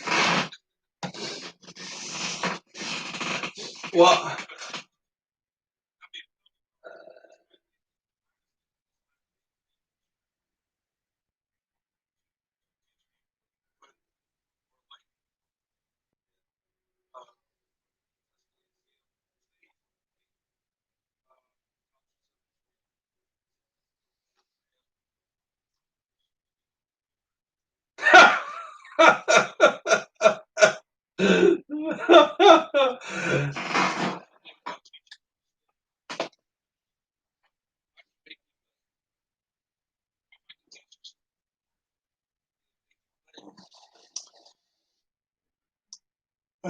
and I still love that I don't know why, of all the jokes that I watched and the things that I've watched you do online, I love the Catholic.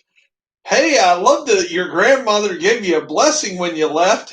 It's like, no, what are you talking about, Dad? She wasn't blessing me. She was telling me to get the hell down out of that tree and get the hell out of my yard.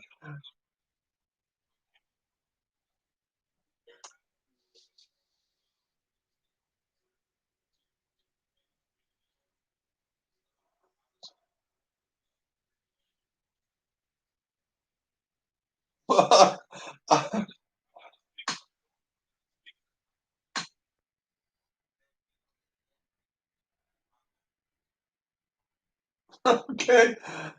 Okay. Well, I always grew up, I wrote my own play in high school. Yeah, I performed it in high school. I had people at the end going, that's drama. We don't need drama in the theater. And then I remember going to like my 25th class reunion. I had somebody that I hardly remembered in school, and they walked up to me and were like, how many screenplays have you written for like TNT? I keep waiting on Law and Order to see that you're a writer on Law and Order. I'm like, why would you think that? He was like, man, you were doing stuff like that in high school, and everybody else was like singing and doing all this fun stuff, and you were like all into the real drama of life and Hill Street Blues kind of stuff, and you were like writing these real dark, real reality stuff. And he said now it's like the thing, that you got Law and Order and all this other stuff and drama all day on TNT. And man, we figured you'd be a writer on one of those. And I'm like, no, went in the Air Force and had kids. And, you know, none of my stuff ever got published. So, you know, oh well.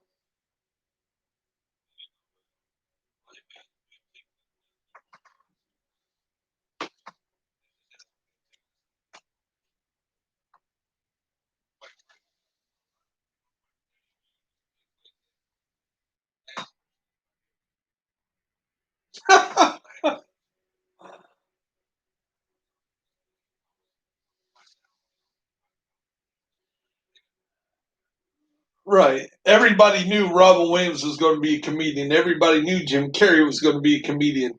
Nobody knew, or be in jail. Yeah.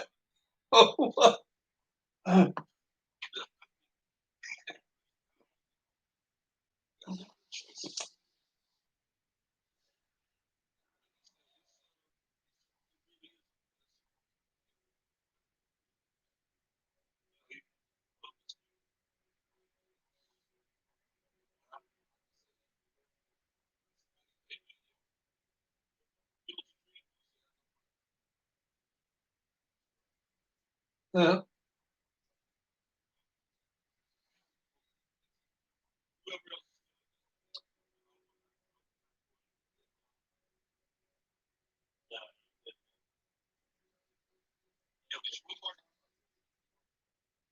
No, I've been sitting here. I really, I got cleaned up while we were talking and ready to lay down. And I'm just excited that Longhorn's okay. And I definitely needed to take the time out to make sure that he was doing okay, and that I hadn't done anything. I will say that I was called to races on here. Had a guy had a guy I was helping on, and I got some video. In fact, I got some video. I even made a video about it. It's called "Don't Be That Guy Part 2." And uh, we're playing, and it was right about a week after me and Terry broke up. So I was dealing with some stuff to begin with, and I really wanted to get some things done. These guys wanted to run a heroic. We're trying to farm for their stuff. We're running through heroics. This guy had we met about a week or two before. He thought it was great because we're older, about the same age. Obviously, he's a black guy, and he he's running this stupid shield build through these legendaries. Now he's got all the legendary stuff on, so he's done it. But when he's trying to get us through the legendary, we couldn't get through Roosevelt Island. And I'm trying to shoot my sniper thing. He keeps walking with that stupid shield right in front of my scope. I'm like, man, this ain't working out. And he goes, man, you got to adapt and overcome. And I'm like, okay. So about 5 days later, the next weekend, something like that, we're doing this mission. He just pops into the group. Ooh, and we're doing a heroic. Here he comes with that stupid shield build. I'm like, okay. yeah, we were doing this, 3-man, 4-man's going to make it tougher. And now I got to shoot that many people because, one's a medic, one's we're dragging along. And now I got Mr. I don't shoot nothing. I'm just going to survive behind my shield all day. And I'm getting really frustrated. So we get to the second part there, Lincoln Memorial, and here come the rogues. So it's like, okay, here we got to push up. So I said, we got to go. Just like earlier today, you got to follow me, and you got to be over here. So off I went. Right, nobody followed me. They all died. And I said, what the hell just went on? Now, again, at that time, it was the first time I ran rogues in a heroic, so I didn't realize that don't make you go all the way back to the beginning. It just makes you go back to the beginning of that room. So the rogues don't send you all the way back like at regular death does. So sometimes it's just like, oh, just die to the rogues and we'll just start this room off again. No biggie. Don't waste your time. But I didn't know that then. So I was like, hey, he's like, well, I told you I was going to get some ammo and refuel here. That was 2 minutes ago. Well, get the fuck up here. He said, what did you say? I said, all you, get up your lazy asses. You want me to do this shit. Get your fucking ass up here and play this fucking game or get the fuck off. I was pissed. And again, I was dealing with some personal.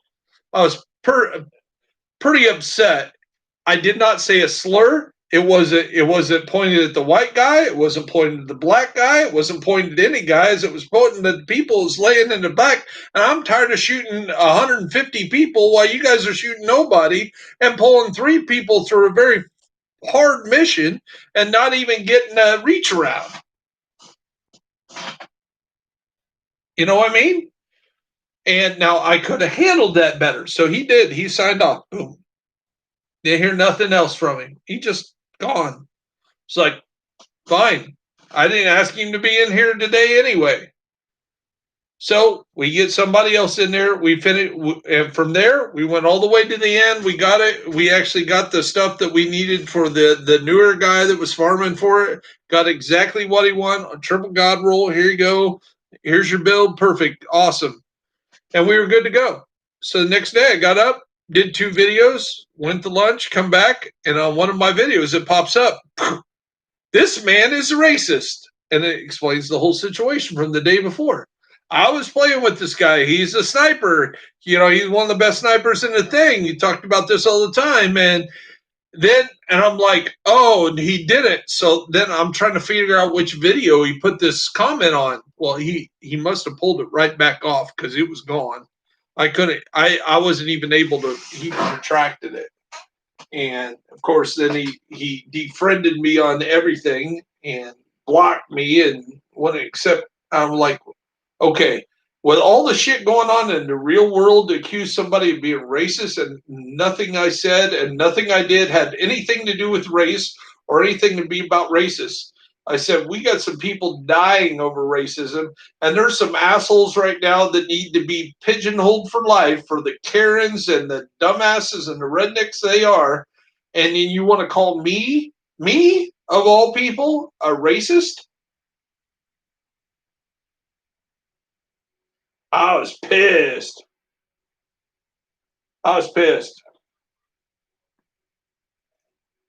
So I took a day off from the game. I took a big sigh of relief and going, if I'm going to let this game and my life get me that worked up, I need to quit.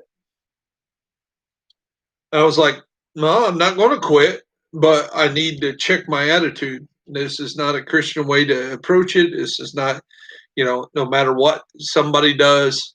So I told myself from after that I wasn't going to lose my authoritative. If I'm saying, okay, if this is what you guys want to do, then you want to lead, I'll follow.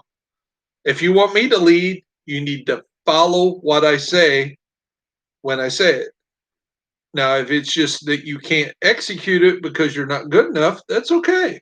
But if it's just because you decided to do something else, or went half cocked, that then I'm going to tell you you're wrong and you need to quit that shit.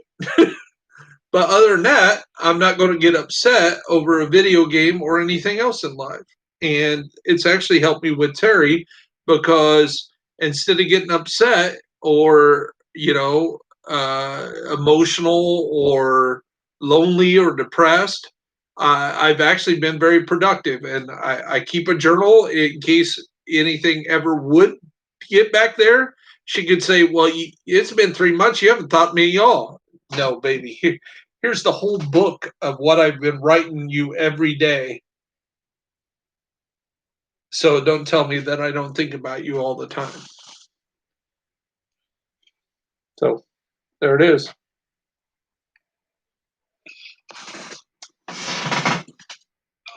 But yeah.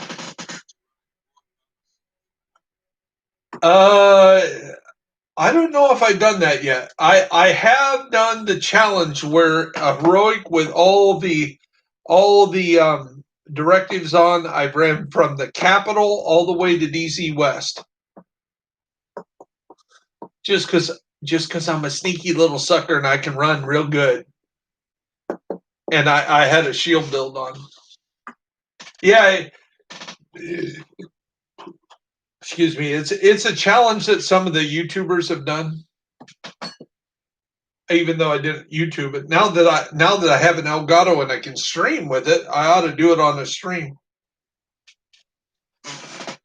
Talking about that, am I still streaming? Have I been saying fuck on the stream? Tell me I haven't. By golly, I did. Oh shit.